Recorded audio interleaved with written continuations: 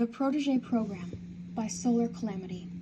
Chapter 5, Orientation. Trigger warnings. Mentions of bullying, burns, and suicide baiting. Anxiety. Mentions of discrimination. Hizashi stifled a sigh as he tuned out the orientation speech Nezu was giving. It had only been a week since Nezu had pitched the Protege program, but already everything was in place. It was the first Monday of the program, but it would be spent entirely on orientation. Hizashi scanned the crowd of 500-odd teenagers sitting in the auditorium and idly wondered how many of them would leave when Nezu reiterated that being here wouldn't guarantee them a spot in UA next school year. 10? 20? When Hizashi had asked Shota earlier, his husband had said it would be far more than that. Hizashi thought that was being pessimistic, but oh well.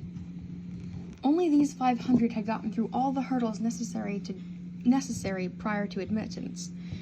Parental permission, a signed waiver, and a thorough background check, done by Nezu personally hacking into their files, all within a week. Given more time, there would surely have been more applicants, but 500 was certainly impressive on such short notice. He let his patented present mic grin slip into something more genuine for a moment. He really did love teaching, and because all the courses, except Nezu's, were optional, everyone in his class would be people who actually wanted to learn sign language. Hizashi cast a look at Shota, who was standing beside him. When the dark-haired man noticed his gaze, he simply raised an eyebrow. "Do you want to bet on how many students will quit during or right after orientation?" Hizashi asked in a whisper. Shota snorted and let his eyebrow drop. $50 says it's at least 100, he mumbled into his scarf. Hizashi's brows raised. "I'll take that bet. It'll be 50 at most." He blinked. "What'll we do if it's between 50 and 100? He asked. Shota seemed to consider this for a moment. "Spend the $50 on another cat," he suggested flatly. Hizashi whacked his arm lightly. "Absolutely not. 2 is enough, Sho. Besides, you can't get a cat for $50. Shota just shrugged and turned his gaze back to the audience, likely watching for anyone who wasn't paying attention to orientation. "One can never have enough cats," he drawled in his usual monotone.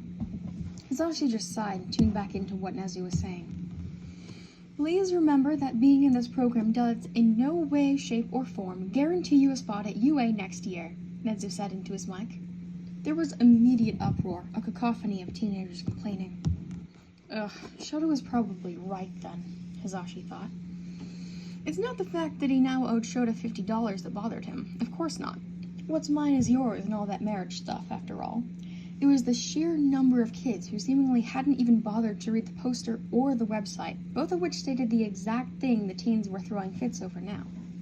Great. If your only reason for being in this program is that you thought it would automatically get you into UA, feel free to leave now. Ectoplasm will escort you out," Nezu announced calmly. The auditorium rumbled with the footsteps as around 200 kids got up and left, escorted by a handful of Ectoplasm clones. Ectoplasm himself stayed in the auditorium, having only been summoned here for the express purpose of escorting out any unruly teenagers. The rest of the applicants looked around at the now far less crowded room in shock, and Hizashi couldn't help but echo the unspoken sentiment. It wasn't just around 200 that had left. It was more like 3 out of 500 of them. He loosed a breath. "All right, then. At least that means less effort will be spent getting my class to quiet down." Shota snorted and threw Hizashi an I-told-you-so look. Hizashi just rolled his eyes. Nezu clapped his paws together. "With that out of the way, please enter the correct alphabetical lines to collect your maps of the relevant parts of campus as well as your IDs. But remember, none of you have any right to be on the regular sections of campus and will only be allowed in the designated areas at the designated times. Do not attempt to sneak into unauthorized areas. You will be caught and punished accordingly." A collective shiver ran through the auditorium. Hizashi knew the punishment would likely just be expulsion from the program, but the students all seemed terrified of Nezu, more so than they should be. On second thought, maybe they were the right amount of scared, and Hizashi had simply grown used to the Chimera's eccentricities. He stifled a grimace, then found his place in front of a table covered in IDs and maps. All the teenagers whose surnames began with M through S lined up in front of him.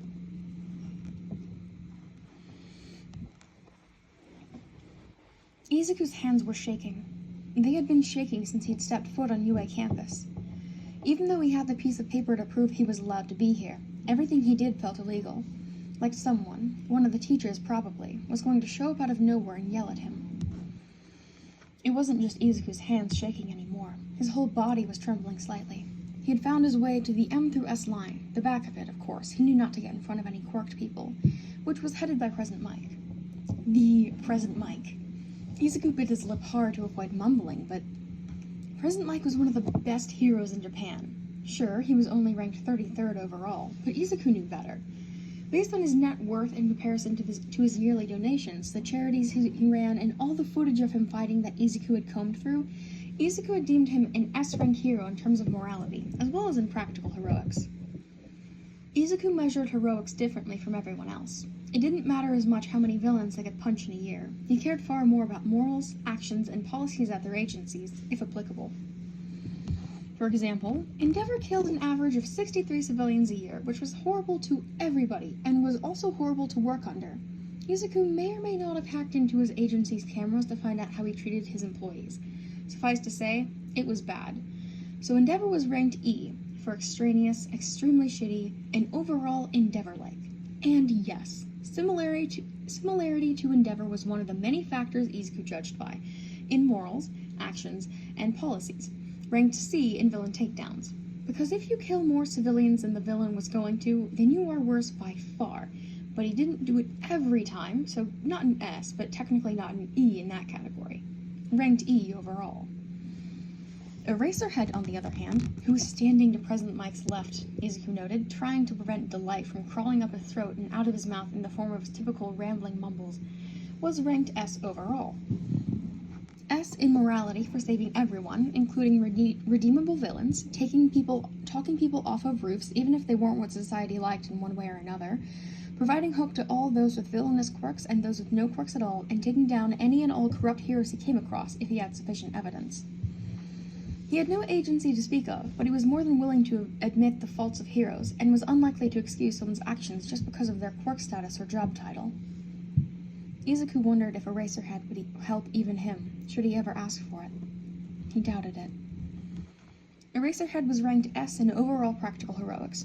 That didn't really need much explanation. His villain and criminal takedown numbers were astronomical, beaten only by those who had no life outside of heroics whatsoever, which was a surprising number of heroes, but takedown numbers weren't everything. Comparably, he had some of the lowest property damage numbers of any hero in all of Japan's history. He truly deserved to be overall S-ranked. The line Izuku was in had shortened quite a bit, and Izuku flushed as he hurried to get back in line. He had been lost in his thoughts for several minutes, it seemed. His line now had only 15 or so people left. If Izuku actually was accepted into this program, it would be great to be taught by so many of the heroes he respected and admired. Heroes like President Mike and Eraserhead. Heroes like Netsu and Recovery Girl. Heroes like Power Loader and Midnight. Heroes he respected. Heroes like All Might. All Might. Izuku still couldn't believe it. It had happened just shy of a week ago, but surely that should have been enough time for it to sink in. The day after Izuku had found out about this program, the teachers had handed back their career aptitude tests and announced to the whole class that Izuku wanted to go to UA. Naturally, Bakugo's reaction had been explosive, both literally and figuratively. He had burned Izuku's shoulder, and Izuku knew enough about injuries and burns at this point that if he didn't build new skin, it would scar.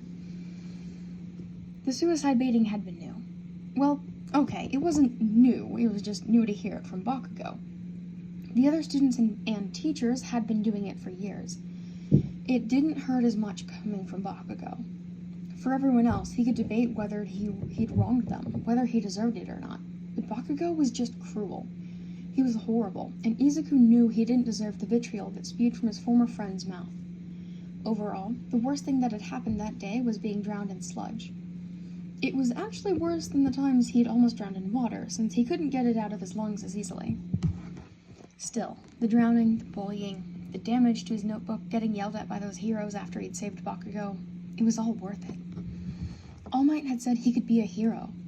Sure, he had said he couldn't be one first, but oh well. For the first time in his life, Izuku had someone who believed in him. The self-imposed community service was surprisingly fun, what with all the good materials he'd found, and subsequently hidden for later, as well as the fact that he could analyze All Might out of the corner of his eye. No matter how many times Izuku ran it through his head, he still couldn't believe it. All Might thought he could be a hero. All Might was going to give Izuku his quirk. Izuku snapped back to reality, realizing that he'd once again stopped moving with the line he was in. Crap. He moved a few paces forward, keeping his eyes on the ground. The heroes had surely noticed him spacing out. They must think he was weird, disrespectful, annoying, worthless, useless Deku. What if there weren't enough spots left in the program? What if they only allowed him this far to avoid bad press? What if, after getting his hopes up, they decided he couldn't join the program after all? The final person in front of him walked off towards the door, and Izuku tentatively took another step forward and lifted his head. Oh no, I should have listened to what everyone in front of me was saying. Now what do I do? Izuku thought frantically. You must be Midori Izuku, President Mike greeted with a signature smile, handing him the only remaining ID and map on the table behind him. Izuku barely spared a thought to wonder where the IDs and maps for the students who had just abruptly quit had gone. Oh, yes, sir. Thank you, sir, Izuku mumbled. He hesitated. Sir? President Mike raised an eyebrow. You got a question for me, little listener? Izuku shifted his weight from foot to foot. Yes, sir. It's just, well, I'm quirkless. You know that, right? Are you sure I'm allowed to participate in this program? He asked quietly. Izuku could have sworn that President Mike's eyes softened a bit, and he opened his mouth to answer, but Nezu beat him to it. Of course, the stoat, at least Izuku was pretty sure that he was primarily a stoat, reassured him. It would be unreasonable and foolish to discriminate against anyone based on such meaningless criteria. Quirks were only part of the registration process for liability purposes. Izuku gaped at him. Nezu smiled only widened. Thank you so much, sir, Izuku blurted, bending into a 90-degree bow. Gratitude made his throat tighten, and tears pricked his eyes. He straightened after a moment and took a few steps back toward the door. Have a good day, Nezu-san, and President Mike-san. He turned and speed-walked towards the door of the auditorium, relief and giddy excitement coursing through him. Sure, his schedule will be pretty busy between the program, cleaning Dagova Beach with All Might, and occasional detentions at Aldera, only occasional because none of the teachers wanted to deal with him for longer than they had to, but he'd manage. Of course he would. This program and All Might's training were the best opportunities he'd ever gotten. He wouldn't waste them. To quote one of the old pre-Quirk musicals Izuku had seen recently, he wasn't going to throw away his shot.